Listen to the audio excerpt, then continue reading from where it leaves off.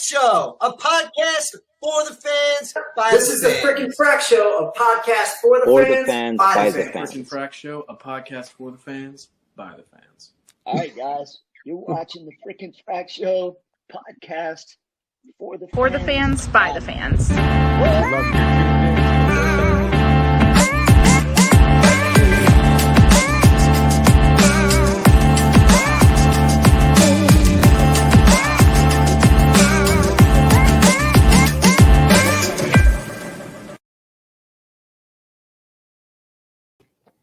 Happy New Year. It is a new year, right? Or is it not? You know, whenever, depending on whenever we release this, it's close to New Year or it's New Year. And that means we've had a good year. We had a pretty crazy, awesome year, man. Truthfully, we accomplished a lot. Just with this show in general, it's mind-blowing the things we got to do, the opportunities that were earned, and I won't say given, because we put in a lot of work to do what the show is today. But yeah, it's been a crazy year with the show, man. Yeah, man, going through those like Snapchat end of year recaps and stuff, a lot of them were related to the show, and it was it's just an incredible feeling. It's 70 plus episodes, whatever this is, in between 70 and 80, which is quite a bit. It's been a good year. Yeah, it's if you think back, whenever we started, well, when January started, we were in the 20s for episodes. It was very early on still in every way. But I mean, it's we've had such a great year. We've had a lot of things happen to us and for us for the show. We've had we were able to go to events. We were able to meet. I mean, we've had 30 or so celebrities on the show. I mean, and every single one of them was just absolute, marvelous. Having on the show, telling their story and discussing their work and their life. Yeah, man. I think if, you go back to when you and I first started talking about doing this, and I mean, almost a mission statement, we were talking about what do we want this to be about? At the end of the day, how do we want this to grow? And it's always been about people coming together to tell their stories. And I think that's what makes this different than other podcasts. Everybody kind of has their lane. So I'm not trying to, say branching off was, different than anything, because we just wanted to widen our horizons. But at the end of the day, even going back to like episode 5, or 3 or 5, when we had Kat on from Canada, that was about her telling her story, Yep. And that's what makes us different about. And I think that's why people keep coming on, because it's not those same questions, Yeah, we've always kind of, I guess you can say, just been different. I mean, in the beginning, we had started it specifically kind of aimed towards these boy bands, and about episodes, maybe 20 something, I think, is when we really started going and saying, okay, we need to branch off and kind of do start talking about the 90s and 2000s. And I mean, because there's so many more stories that even just you and I have about these eras. And of course, there's more, and, I'm here to say this, but there's more than just Backstreet Boys in this world, and I know it's like hard to hear and hard to comprehend for a lot of people, because I've spoken to a lot of people, and to them, the only thing that's in existence is the Backstreet Boys. As much as we love the guys, we felt there was a time, there was this piece that was coming in that was to give everyone the ability to share their story, and not just, 5 guys and then call it quits. I mean, truthfully, otherwise, I don't think this podcast would have lasted, as long as it has, because, we're not done. There's so much more to discuss. There's so many things you and I just to talk about, but also there's more people to tell their stories, and who are willing to come on and tell their stories, because they see the content that we're producing. They see the guest list and they're like, man, you guys got everybody, and we're like, not yet. I think like my wife had brought it up the other day when we were talking, and she's like, you guys have gone past just the 90s and 2000s, and I really had to stop and think about it, because I think every so often, as people do, you evolve, right? We become different, like a people. Pokemon. Like a Pokemon, 90s. That would be cool too. Yeah. I was just gonna say, but when she brought it up, and I started thinking, I'm like, you're right.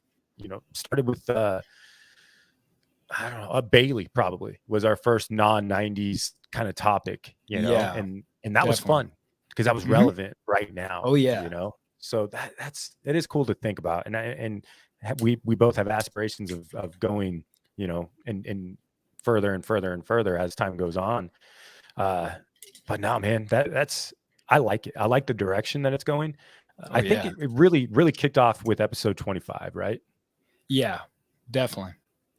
And then after 25, and to be honest, that was a controversial episode for us, right? We really received some heat, and it's crazy to think that was 50 some episodes a lot of ago heat. now. A lot of gasoline. A lot of gasoline was being poured on us. Lost some friends, right? Lost some friends. I mean, we lost a lot of good comrades. Yeah, some people that have never spoken to us since, and then some people just continue to write blogs about that same situation that was over a year ago. So it is what it is. Like we said, people evolve, people move on, and some people don't. But what I'm saying is, because you even said it, you texted me, you're like, we're doing it, right? And I'm like, yeah. There's not even a question. It's not even a question, And honestly, it was a great episode because we didn't talk about those things. And I think that's what they expected us to talk about. But no, we're not here for that. I want to hear stories. I'm a story listener. I'm a storyteller. Yeah, I mean, and that's one of the coolest things about this show is being able to bring on these people. And we always tell them, hey, we're not True Hollywood Story. We're not 60 seconds or 60 minutes, which, I mean, our episodes are an hour or sometimes a lot more. But we're just the people who want to sit down with you and just learn about who you are as a person. We know Leanne and Brian. We know all about them, right? We know everything. But man, did I not know everything once we had them on the show? Really? No. Like nothing at all, and the things, she had kind of said in the interview, and even with Brian coming in, and we wanted an answer to why in a world like this was not being played, and why it wasn't being recognized, and and we got answers, as fans and as the interviewee viewer. It was really, really cool, man, and we're definitely, and I always say it so much, but we're definitely blessed and lucky to have such an amazing podcast because, we're trusted by so many of our guests. Even now, like, I could say pretty much every single guest, we stay in contact with daily or weekly, and reach out to them and tell them like, hey, if y'all need anything, just hit us up, and it's cool to have that kind of relationship. One of the best things about that was, with Brad Fischetti and, Trevor from O-Town, these individuals have just been amazing to us in every way. Shout out to Mike Caputo. Let's not forget the huge man. I mean, my goodness. I looked in the mirror today and said, I don't look nothing like him, but it's okay. but no, man, it's we met some amazing individuals who we were just close to and we can call dear friends. Never in my life when I was, 9 years old or so, or 8 years old when I was listening to LFO, would I ever think, I would be here today to say like, yeah, my personal friend is Brad or Mike and, Trevor, whoever, Yeah.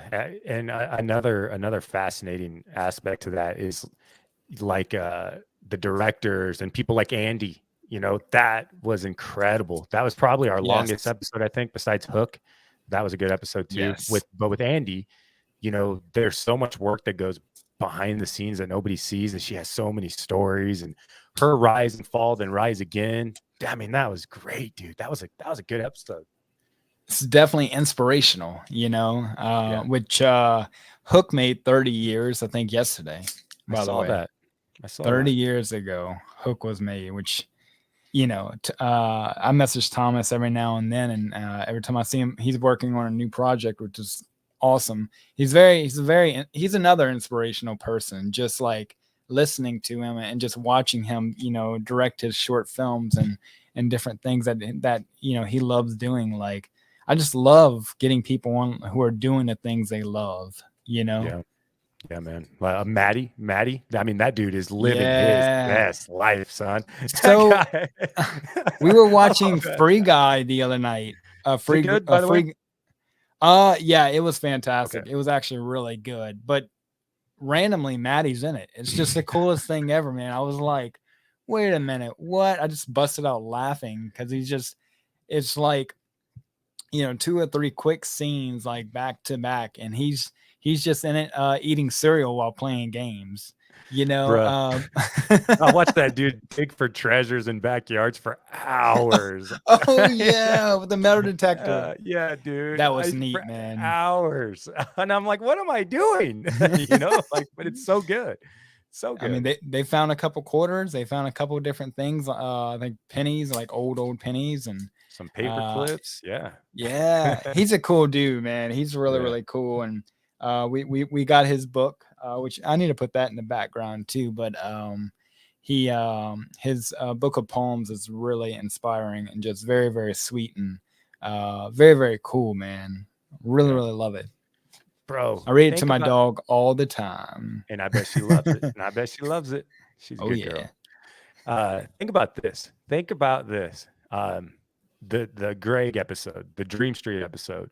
Oh, personal little concert from an unreleased song. And then, bro, that led to you in this page hosting his party. Yep. Like, that was insane. Crazy. And you did a killer job. You crushed it. Oh, thank you, man. I really, really appreciate that. Me and Greg talk pretty much almost every night. We're texting and, he's him and Hafiz is they want me to go to New York, and I'm like, I'm trying really, really hard to make it for January or February at least now.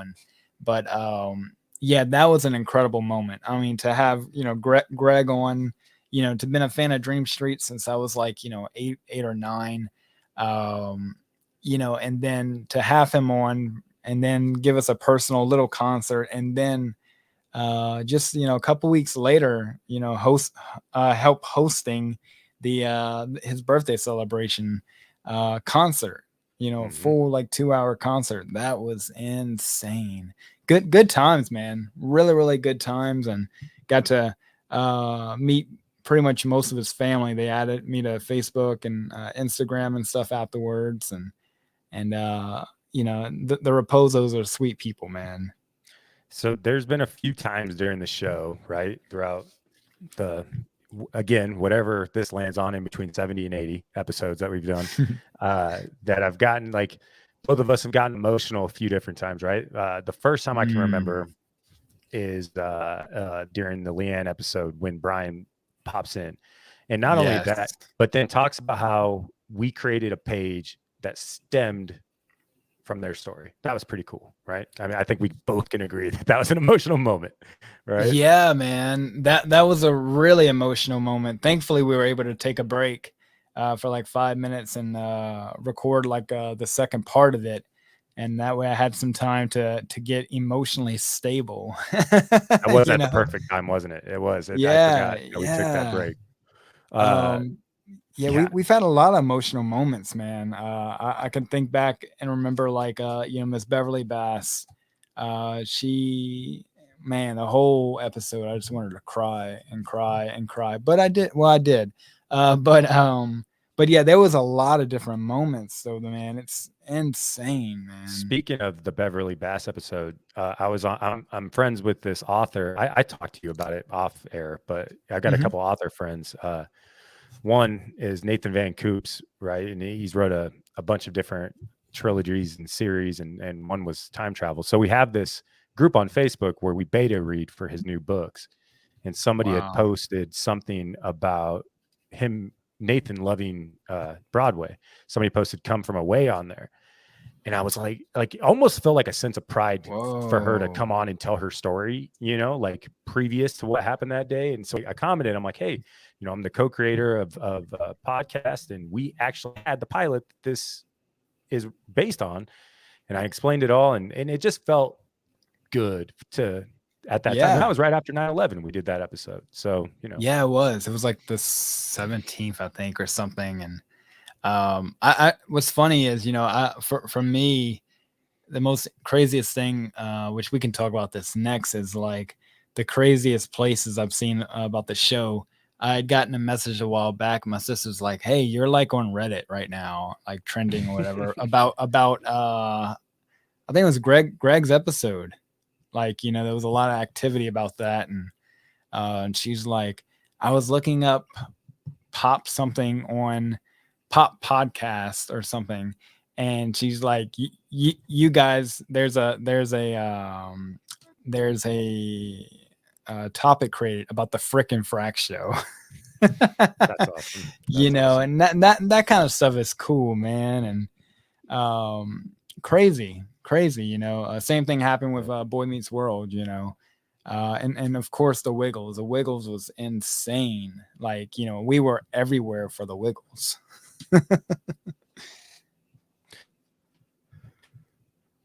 For not so, that episode 25, I saw us on Reddit, and that was the first time I realized, I'm like, oh, this thing has reach. Yeah. You know. Yeah.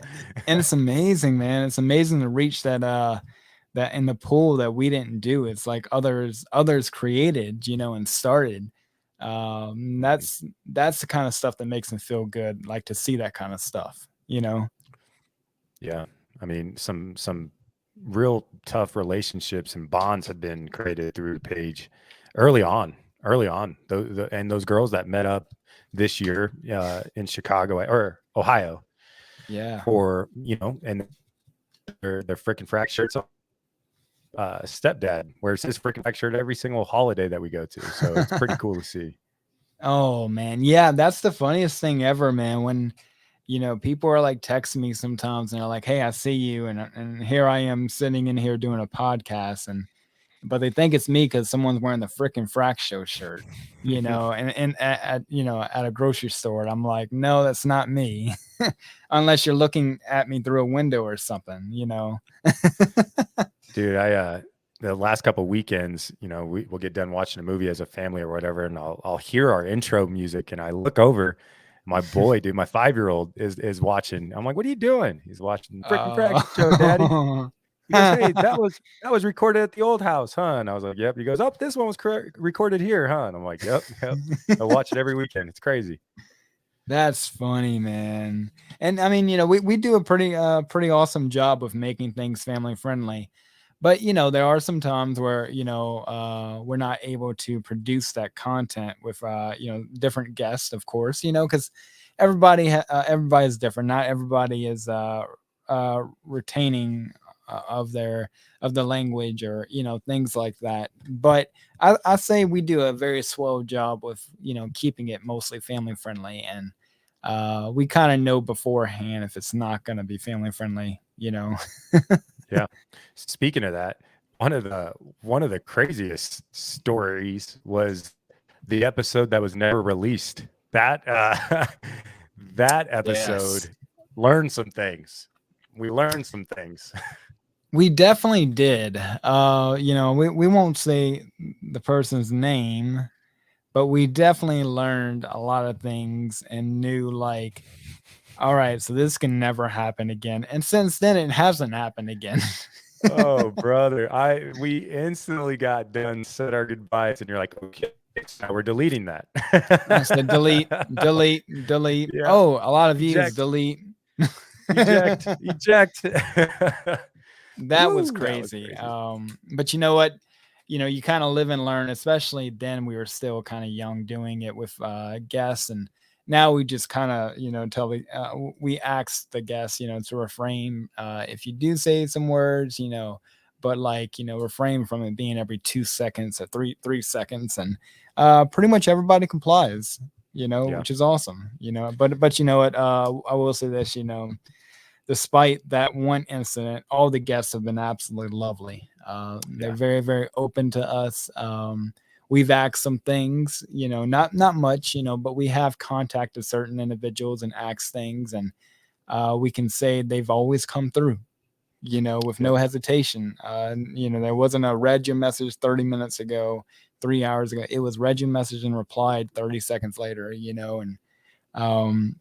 and shout out to the managers, the publicists, to all these different individuals. Matt Raffel, he's the touring, I think, manager or publicist of O-Town, and shout out to him for always like being a friend to us. And shout out to Sarah for Debut Entertainment. She's really, really awesome. That relationship's rocking and rolling, man. Very great to talk to. I talk to her daily now, and you could tell, like, her company is growing. Like, I could see in 6 months where she's like, I can't handle all these people. I can see that because in the last month, like, the lineup of her roster for clients is like, a page long. It's insane. And but we definitely want to give a huge shout out to these people, and just every single person who has just done something for the show in general when it comes down to managers and publicists, everyone we've contacted and just become close to and friends. And the Broadway people, we love you guys so much, and I just want to give them a huge shout out, man. They really deserve it. Yeah, they work hard, they really do. They constantly in contact with you about different dates and months and people and times. Yeah. And, that ain't easy. So the second time I remember getting emotional, I think, well, I remember Dream Street and Greg. That was a big one for you. That was, oh yeah, I was crying like a baby. I visually remember saying, all right, got to take the reins for a minute. My guy is in, this is his time to shine. But the second time for me was Johnny Tsunami. I mean, yes, dude. Yes. Like, I grew up watching it. Yeah.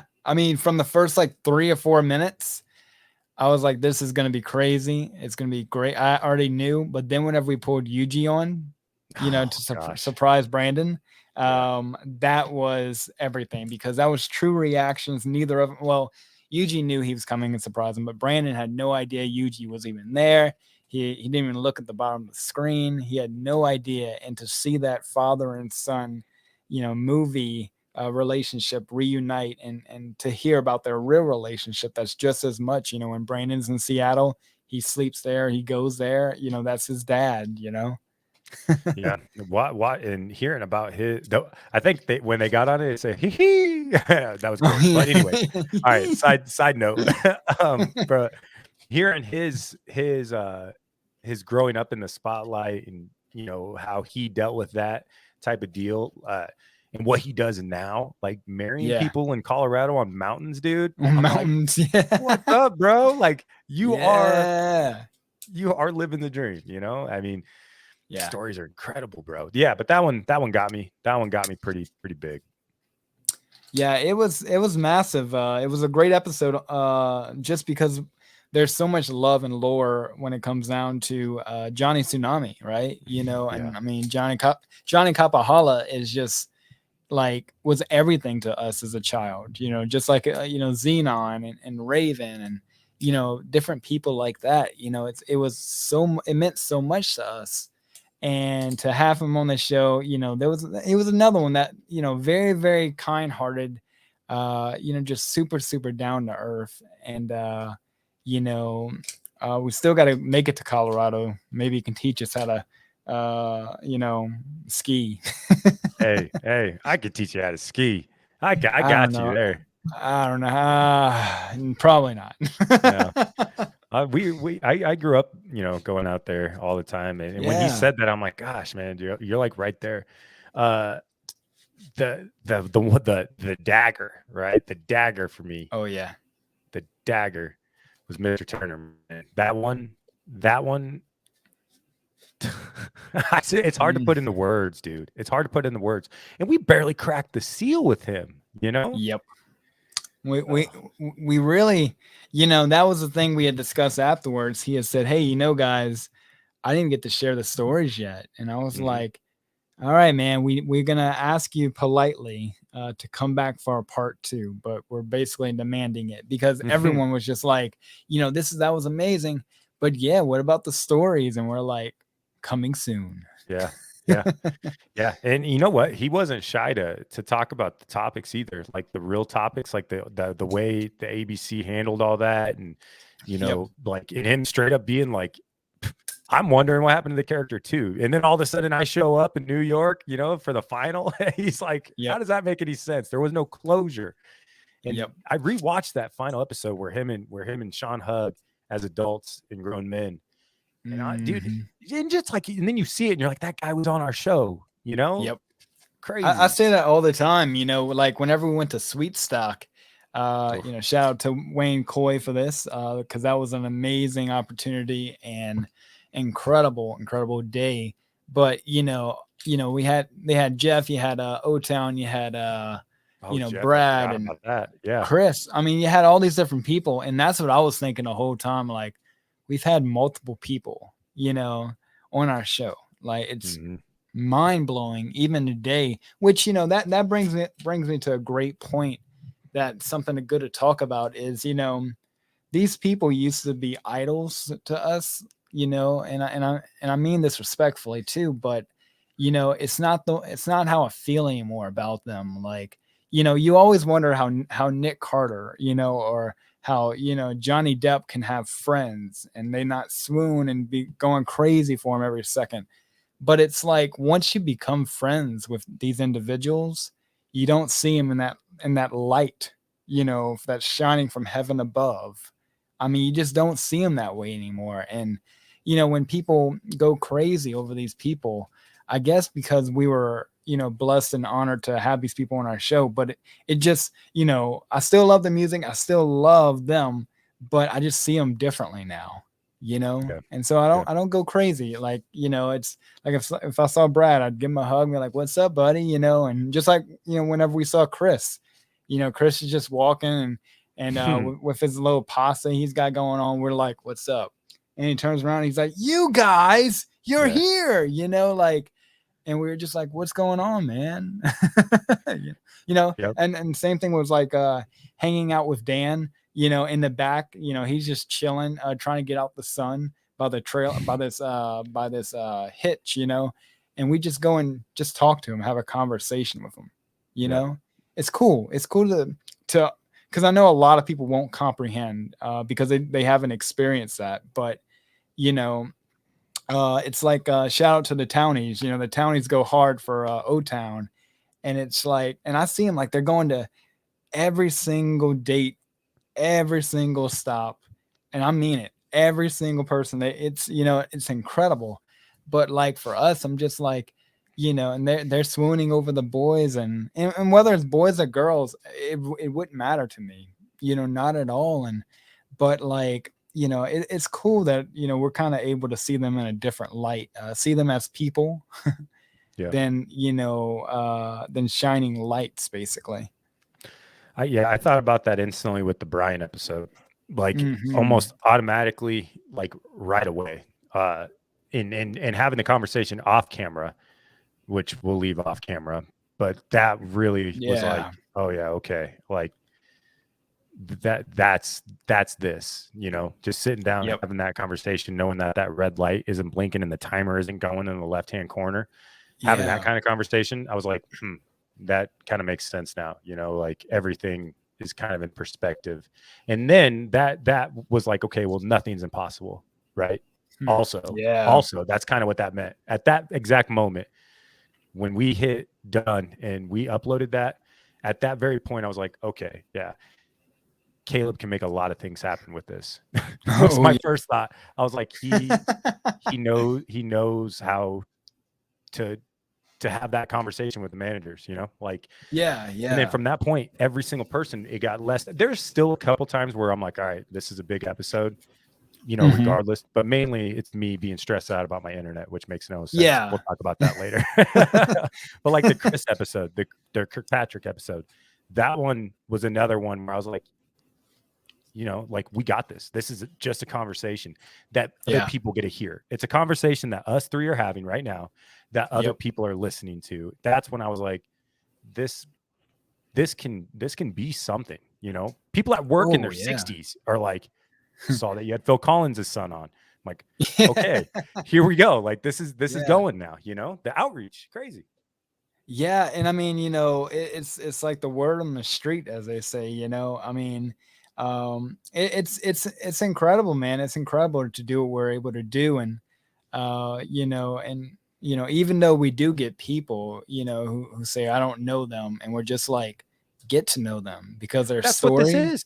That's what this is. That's what this whole podcast is all about. Like, this is why we started to, not for us to tell each other our stories, because we've done that and we continue doing it every episode, different things, but to tell the world stories. I mean, there's more people out there, like I said before, than just one band, than one actor, than one singer. There's more people, and if we're able to bring people, look, I know we're all about the 90s and 2000s, but I tell people all the time, if Bon Jovi wanted to come on, do you think we're going to refuse Bon Jovi? Right. No, there's no way. Like, he is, by the way, he's absolutely welcome. But it's a person's story that makes the freaking Frack show, like, just, so amazing and unique. And, if we're able to bring them on and share these stories that, like I said, the world doesn't get to hear because they're not, their friends or their family and things like that, then, the job is done, every episode. Yeah. Another thing that I think really clicked and resonated with me was after the Emblem 3 episode, right? After that, and having them say, and these are guys that have been on the X Factor circuit, and they were going on tour, so they're doing all their publicity stuff with normal publicity people. But once that ended, and they were like, guys, that was fun, like legitimate fun, like had a blast doing this. Thank you. And I was like, and that's just another thing, because it just comes so natural for me and you to have a conversation, and then you just intermix somebody else who has a very interesting story. Like, and that's what podcast is, man. It's what it should be. If it's not, it's what it should be, Yeah, because, there has to be a love in what you do. I mean, and with Emblem 3, I just remember like thinking, like, how many people did we just introduce because we had them on the show? I mean, I didn't know much. I remember them being on the X Factor, but I remember them doing One Day by Matthias Yao, and I was like, wow, like, these guys can sing. I remember that on YouTube. But then I discovered Sunset Boulevard and their songs, and I'm like, these guys are killing it. Like, this is a great song, which I listen to weekly, sometimes on repeat. But because, they came on the show, we were able to introduce their music and the people they are to us and to fans, and to non-fans who became fans because, they just love the conversation that we were having. Like, Miss Sherry always says, she says, I feel like I'm in the same room with you guys, just listening to them. I feel like we're all best friends. And that's always kind of like the goal for us, is to kind of make it so intimate like this, just talking and, never the same questions, and bringing on people and asking them the same old. And I just remember, like, with Trevor's episode, we did that too. Like, it was just, an hour with Trevor, and we just got to know the guy. Cause personally, I didn't know anything about Trevor, and I don't know everything, but I surely know quite a bit from that episode. And then attending Houston and then Sweetstock in Iowa, I remember, I got to know him because of this show, Yeah, you bring up two really good points. The New York City trip, where Emblem 3 kind of stopped. They were on stage, and Wes or Drew, I think it was Wes, was like, "Frickin' Frack, you guys made it!" And I was like, "Oh my gosh!" Yeah, I just kind of stopped, and this girl, dude, the girl next to me is like, "Huh," and I'm like, "Well, okay, here we go." Now everything, my wife's like, "That just happened," you know, and that was cool. And then we were leaving, and he's like, he had this line of girls waiting to take pictures, and he's like, "Hey, come here before you leave," and it was unbelievable. And then the Houston thing for you, where you were on stage.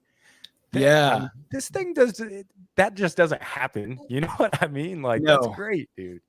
No, and I mean, I was able to go on stage and bring Brad his water, basically, but that was just an excuse to get me up there. But he introduced me as, this is the Frickin' Frack Show podcast. I want you to go check him out. He's like, Trevor and myself have been on it, and these guys are really great. They're great supporters of the Townies and of LFO, and just very, very kind words, and but before that, all night from like the second I got there, like an hour early to, I don't know, like 4 or 5 hours later, I was talking non-stop to everybody. And there were so many people who knew what the Frickin' Frack Show was. And I knew they were telling the truth because they were telling me episodes they watched of Jeff Timmons and everything. And I'm like, and Trevor, of course. And, and it was insane, and which, that's a good, another good point is like, the fan base for us, man. Oh gosh. Yeah. You really don't know how not being big headed, but you really don't know how wide your show and how much of an exposure your show is until you go out to an event. And then you have people calling you, hey Frick, hey Frack, or Frickin' Frack Show. Like, I watch you all the time. And, shout out to the fans who have been here since day one, by the way. It's incredible. You guys are amazing, but like going out in this world, the first time I realized it, I think it was probably Houston. And then of course, Sweet Stock. And that was insane. People calling us while we're talking to people backstage and hanging out. And they're like, "Come here, I want to take a picture. And come here, I want your shorts." And dude, that was an intense day. And you know what? I don't think it should go unnoticed that we did what we were there to do. You know what I mean? Like, yeah. Hey, I'm not throwing shade at anybody else that was there by any means.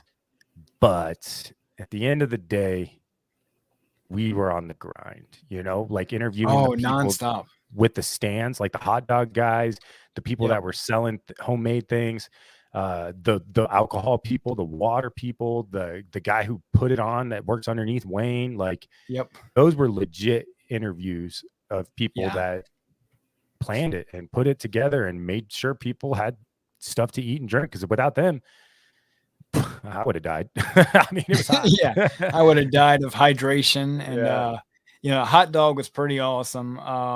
So that was really, really good. And no, man, we got to interview some awesome people, and not just the celebrities, or I don't even call them celebrities now. I keep calling them people, but I have to differentiate whatever, like the difference between each one. But let's just say the regular people and the celebrities, we got to do both of those things. And we represented Sweet Stock super hard too, man, for weeks and weeks and weeks. Once we had it, once Brad said, "You got to go," and I said, "Okay." And so we booked the ticket like right after, for like a month. It was probably a month or so, a month and a half. It was every day. Yeah. Like we just every single day just represented it on the show. And we had Wayne Coy, the creator of the last few Sweet Stocks, whatever. I mean, we had, we did, we felt was the best thing to do. And that was to represent all people, you know? Yeah. The All for One episode. I mean, Delius Kennedy, man. Yeah, dude, that, I mean, what do you say? Like, I had the cassette tape, like that's, he was so cool, man. And, so cool. We need to, 2022, one of my goals is to go see All for One at least 5 times, for the first time, because, just watching, whenever they went to Hawaii a couple months ago, their first concert in a year and a half since the pandemic, that was just beautiful. And I'm just like, you know what, I really got to get to see them, for the first time. But he was really, really awesome. He was very, very nice, and just very, very laid back. And, we learned a lot about Delius. We really did, as a person himself. And that was an incredible, incredible episode, man. Yeah, I forgot about that one. And just like recapping these in my head, like that was a banger. That was a good one. Yeah. He was fun. He was. He had some cool stories. And then, he had Backstreet stories. He had 98 Degree stories. Yeah. I mean, they knew everybody. And just the way they blew up, like, and how they put their band together. And I mean, yeah, those are some good dudes. Very, very good dudes. Yeah. 100%, man. Yeah. I was thinking also, talking about the day oneers, the tiers, the ones that have been with us from the jump, like those are legit relationships, like those are like ride or dies. Those guys, definitely good people we had backing us, and helping us spread the word. Like the first few episodes that we did, we were just kind of filling it out, just seeing if this could even be a thing. And I mean, by episode 2, we had the intro, or by episode 2, we had the logo. By episode 3, we had the intro. We were putting out 2 a week, and we were just going and just not even like thinking about it. We just content. And the world was shut down, and that nobody had anything to do. A Tiger King was over, right? We all binged that. Yeah. Okay. So, and then we just kind of rolled with it, and having Anna on to tell her Argentina story. That was a big deal. I think we kind of broke some walls, and that's the thing, man. Even now it's a thing that's on my mind, but like, first thing is like, shout out to the guys of the frickin' Frack show. Like, got Alejandro and Bobby.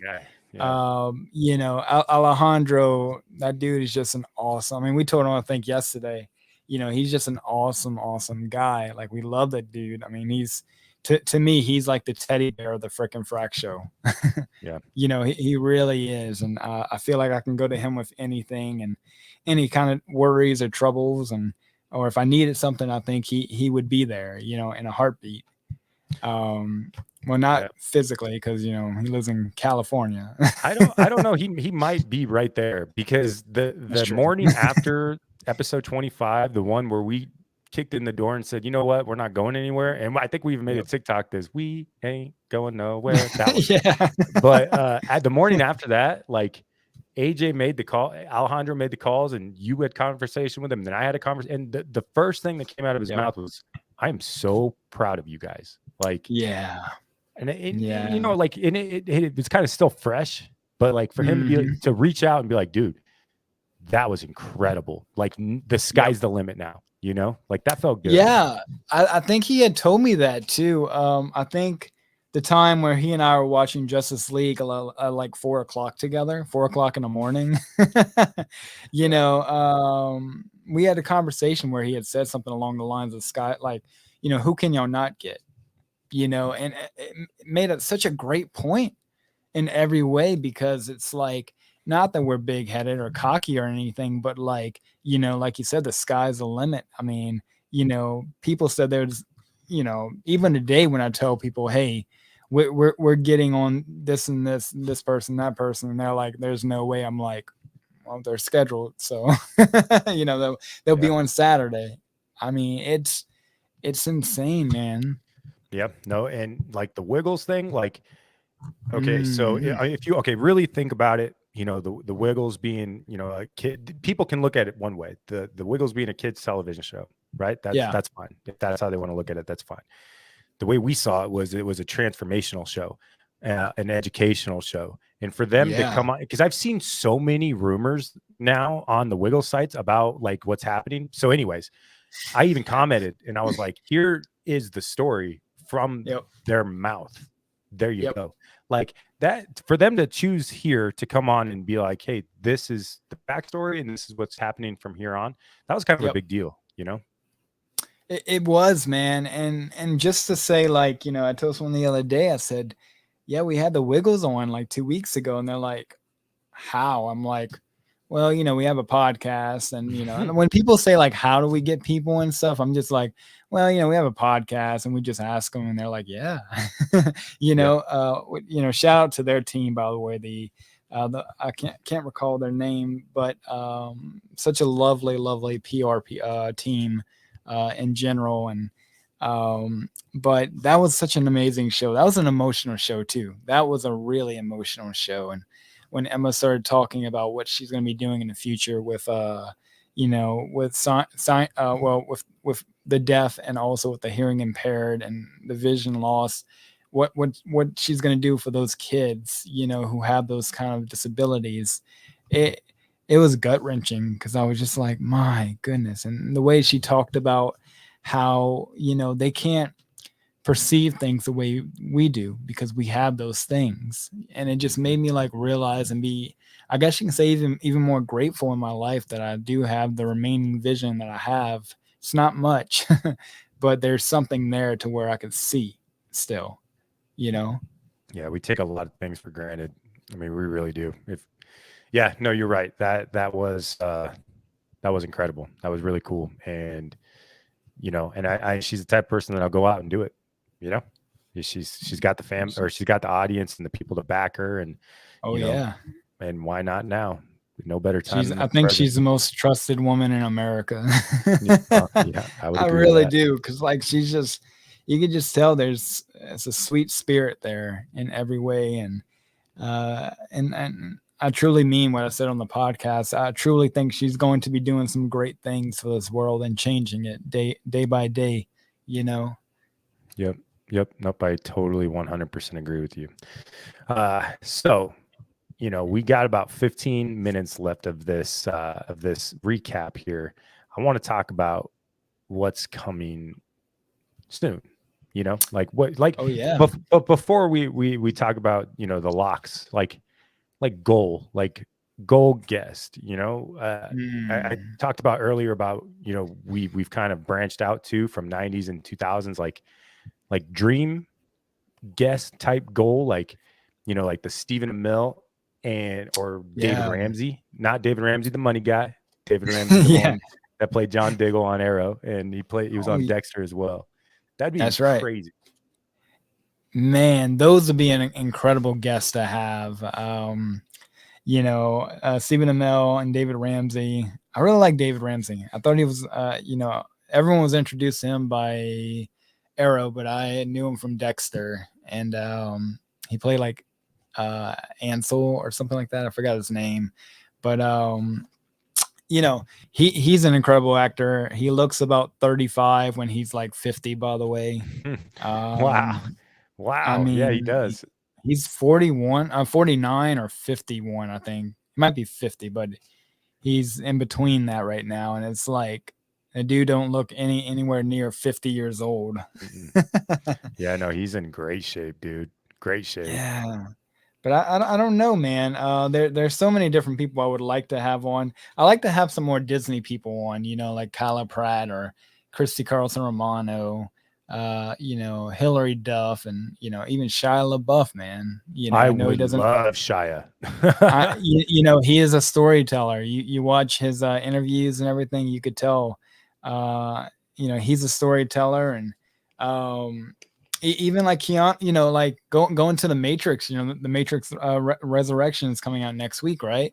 You know, to get Carrie-Anne Moss and Keanu Reeves, you know, or people like that. I mean, especially Keanu. I don't know if you've seen the new interviews of him on the talk shows, but my goodness, he is like us in every way, just goofy and just a good, like, you know, he's a kid. He's still a kid at heart and doesn't take interviews seriously and just has fun with it.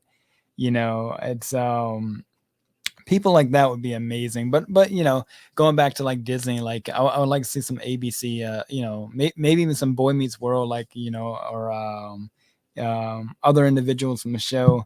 maybe we can even get Mr. Turner and like other people as well, which would be, amazing. But yeah, Fred Savage would be one. Fred Savage would be great. I mean, that would blow my mind. Ben and Fred both would be incredible. That would be so good. I'd like to talk to them about the episode where his old Fred comes in to be a substitute or a teacher at the college, and like him and Corey get into it, him and Ben get into it. That would be cool to talk about. That would be great. Yeah. I mean, they look like twins even then. But yeah, there's a lot of different people I love to have on a show, and would love to mix it up with some Grey's Anatomy or people like that who are on these like big shows that we love watching, and anybody from This Is Us would be an emotionally unstable episode, because that is just a heartbreaking show in every way. I recommend you watching it, but don't expect to be happy long. Dude, one that I don't know if I could get through, honestly. I mean, we'd have to talk with them for probably a half hour prior to the show just for me to get it together, would be Kyle Chandler, Coach Taylor from Friday Night Lights. I am dead serious when I tell you that dude changed my the entire course of my life to where I am now. And it was a fictional character with a fictional character changed. The whole reason I got into coaching was because of that show and teachers from my past. I was like, that the way he can relate and get to people and change people's lives. I was like, oh my gosh, like that's what I want to do with life. I don't think I could. I really don't think I could do the interview. I would in a heartbeat, but yeah. That'd be a big one. I mean, there's definitely, quite a lot of difficult ones for me as well. If I had to just go on the top of my head, it would probably be someone like someone that I grew up with watching, like I know it sounds crazy, but like Jackie Chan or Jet Li, people like that who I just watched, as a kid, I just watched all their foreign movies like over and over and over for years and years. And, but actually another good one that goes in, would be like, someone like Julia Stiles or, people from 10 Things I Hate About You, the cast, I mean, because one thing I find fascinating, like I was saying to myself today, because sometimes I talk to myself, Same. And and I was saying to myself this morning, I'm like, my goodness, Julia Stiles is like 40 now. When I knew her, when I watched her as a kid, that was 20 years ago. Like, just about 20. Like, that's insane. To think about, like, even like 10 Things I Hate About You was 1999. Dude, like that Sean Marquette episode, that's nuts. That's crazy. Crazy to see him come from from being so young to like who he is now as a person, which I think he's a great person, by the way. That's one of my favorite episodes. Very, very down to earth, and he's very, very kind as well. And but just to see him go from what I knew him as, Matty, from 13 going on 30 to Goldberg's, and it's like, I mean, how far has he come? And it's amazing, man. Yeah, it's all part of the life, about the journey, about the pathway, and that's what the show's about. Catching us up. And he is such a good actor, because that character he played, dude. Oh my god, yeah, like he got on the show when you showed me the promo picture. I'm like, how does he do it? How does he transform into that character? Yeah, he doesn't look anything like him at all. And my friend was like, is that the one that's always shirtless in the episodes? I'm like, yes. I think one that really, really hit home for you as well was the Zoom episode. Yes, because Zoom was like my childhood, and every afternoon.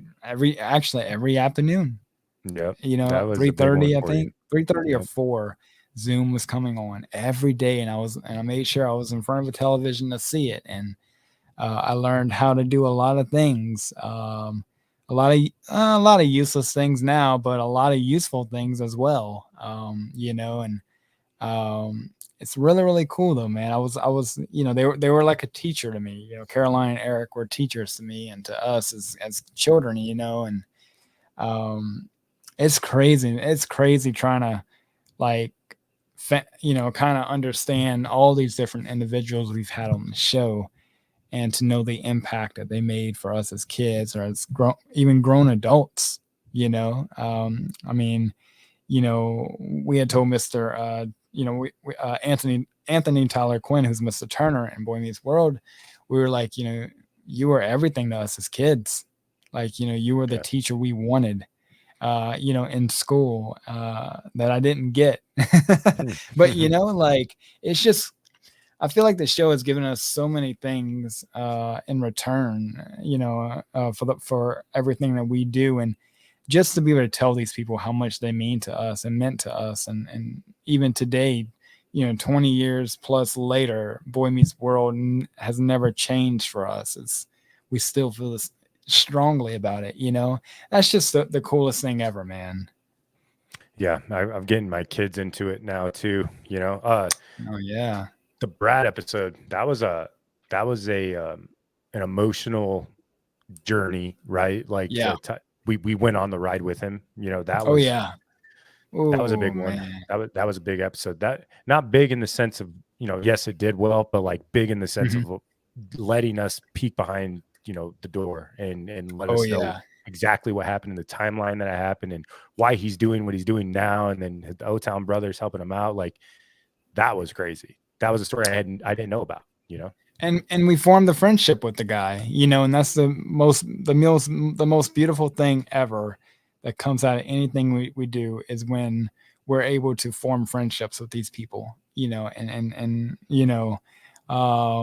which is, one of the greatest, one of the coolest things that's upcoming is, I'm actually going to take the show to Comic-Con that's coming in New Orleans in 2-3 weeks. And this convention, shout out to the PR people, Mr. Jerry and his crew, is going to be insane. Like, the lineup is insane. We're going to be given opportunity to do a virtual interview with someone, as well as interviews whenever I get there in person. It is an incredible opportunity for this show and with this show, because we get to just have a lot of fun with this, and I know you live way too far away to be here, but we're gonna have our dear friend and our I don't know, we should call him like a golden co-host or something. Like, he's a substitute for sure. He's the guy. He's the guy. I forgot what I told him yesterday, but like, it was something like golden, something like that. But yeah, our friend Charlton is going to be with me to help with the interviews in person. Because you got to have a 2-man squad for interviews. You got to be able to bounce off, and I'm pretty sure I could do a solo, but it's just so much funner with having someone else there with me. Yeah, you got to experience it with somebody. You know what I mean? Like, that's a big deal. And we still have like 100 business cards left, I think. We do, right here. Yeah. Those would be nice. Ding, ding, ding, ding, ding, ding, ding, ding. So I would definitely be throwing them in the air like I don't care. Then I'll be picking them up because littering is not good. Man, if you get to see the man crush Steven there, tell him I said hi. Let him know I said yeah, man. I'm planning on popping in pretty much everybody and just introducing myself, at least wearing the shirt and everything. And might have to get Charlton a shirt too. But like, just wearing our shirt and meeting different people. I'm a little nervous with COVID and all, but I'm gonna take safety protocols as I always do, and just kind of really branch out and just meet different individuals, celebrity or not, just introducing ourselves. And yeah, we're going to be, you guys will definitely be seeing quite a bit of posts for the next 2.5 weeks, at least once a day, about the show that I'm going to be attending. But yeah, it's a great opportunity for the show. I mean, who knows, man? Might get Ron Perlman to come on, you know? That'd be so cool. That'd be so cool. Yeah. Well, brother, this has been a great year. This has been an incredible ride. You know, depending on when this is released, I want to tell everybody Happy New Year, or, you know, hope you had a Happy New Year and a Merry Christmas. Oh, Christmas right around the corner. Full disclosure, we're recording this on December 16th, you know, Yep. with big holidays coming up, you know, and a lot of episodes we're going to shoot between then and now to get stuff out to you guys so you guys can enjoy it during Christmas and New Year's and everything in between. It's been a beautiful ride, man. This is fun. This is a lot of fun. Yeah, it's gonna be a crazy another year, man. It really is. It's gonna be a crazy year upcoming, and definitely looking forward to the stuff we do together. And yeah, I mean, just this week we're shooting this, and then we're gonna be 3 of shooting. them. Yeah, 3. Like literally 2 are gonna be on the same day, an hour from each other, and one is gonna be with a person that you probably will already know by now. And then the next is going to be a Christmas celebration with our paid supporters and with some special guests and different things. And but then, you know, I think we're going to have one more episode after that for the year. I mean, that's 4 episodes in the next, you know, 15 days. But like, you know, after that, it's a brand new year. We have a lot of surprises coming up for you guys. We already have things scheduled and planned. We have different people coming on the show, but yeah, it's going to be an awesome year doing this again, and we're gonna go for 2 years, man. Yeah.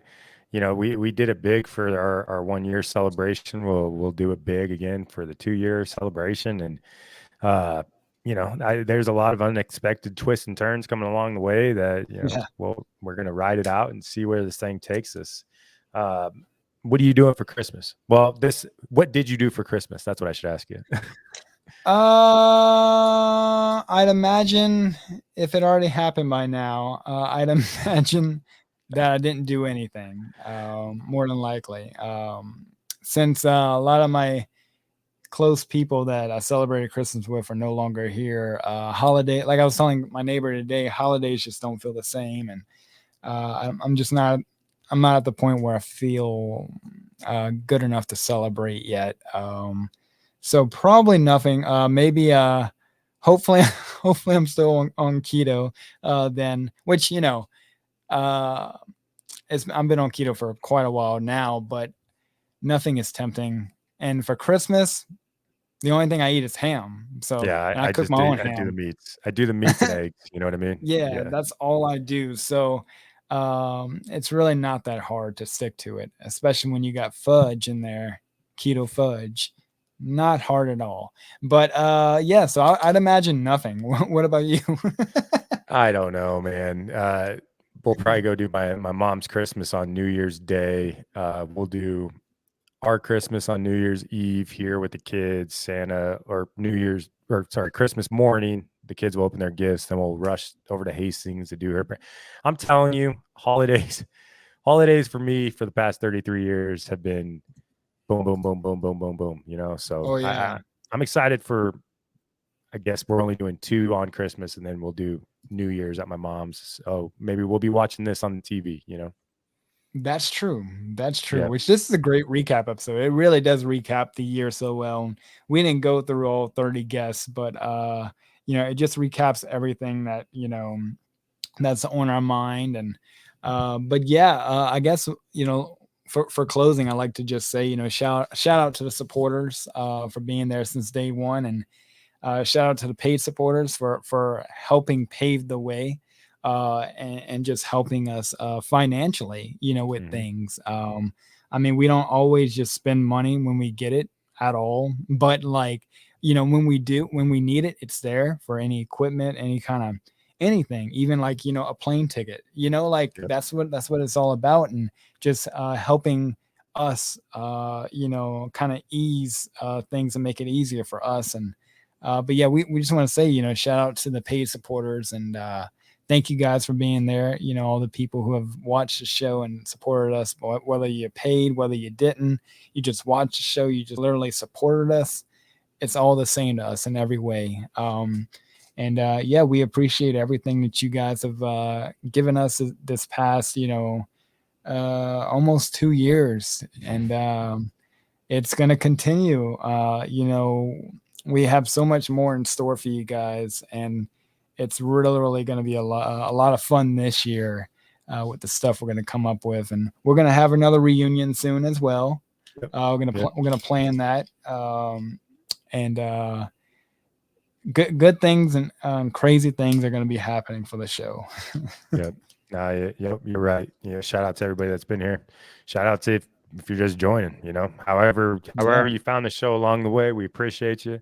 This year, we're going to push the whole sharing and getting the word out there more and more and more and more. We're coming for you, Rogan. Yeah. I don't know about that, but we could set the standard that high, but that's a little too high. Yeah, he's been going for 10 years. Give us time, That's crazy. I thought he started it like 2 years ago. 10 years ago, he shot it in his basement on just like some crazy camera. It was a webcam. And wow. I went back and watched some of that stuff. It was wild.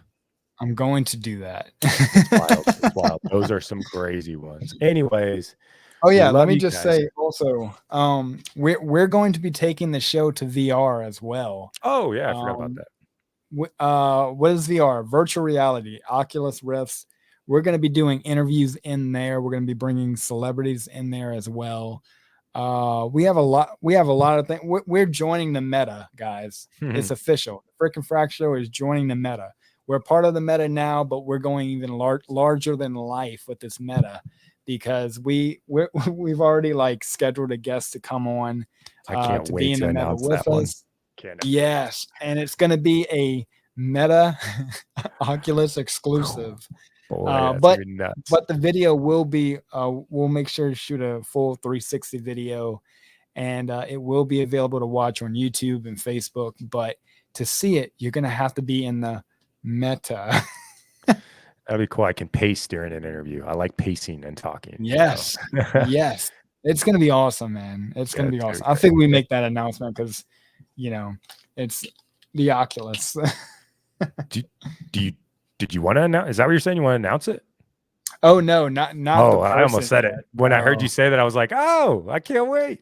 No, I just wanted to announce that we're going to do some Oculus stuff, because that's going to take the show even further. I mean, we're ahead of the curve in every way. We're doing a great job, but this is going to even take us even further than where we are now, because virtual reality is a thing. It's an incredible thing. You just got your Oculus the other day, man. And I remember we met up in the world and we were like hugging and touching hands. So crazy. Your mouth would move at the same time as you were speaking. Using I had the on same... a skirt. I didn't know I had on a skirt. Yeah, you were wearing a skirt, and I was like, dude, which is fine. I mean, no judgment. It's just not That's me. I'm not a skirt guy. That's all I'm saying. Yeah, I can see why.